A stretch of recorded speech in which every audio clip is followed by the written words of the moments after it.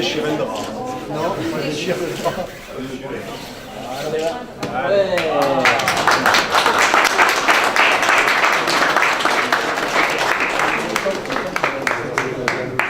Il y a une vraie chaîne industrielle qui s'est mise en place. Le technique, le matériau et puis la mise en œuvre en rassemblant les compétences de l'entreprise, du savoir-faire technique pour avoir une vraie synergie et pour pouvoir mettre au point ce projet. On est vraiment à un moment de transition, c'est-à-dire que si on ne fait rien sur son patrimoine, on est en train de le perdre et de perdre sa valeur. C'est-à-dire qu'il va devenir obsolète et inutilisable pour des questions thermiques, donc financières.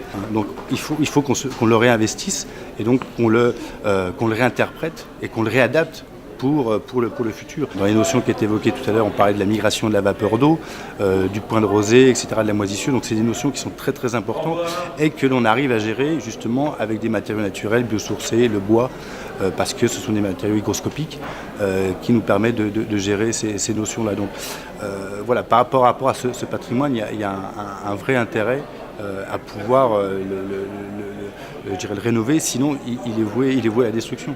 Ça peut répondre à certains cas de figure quand les façades ne sont pas suffisamment solides pour appliquer du système collé.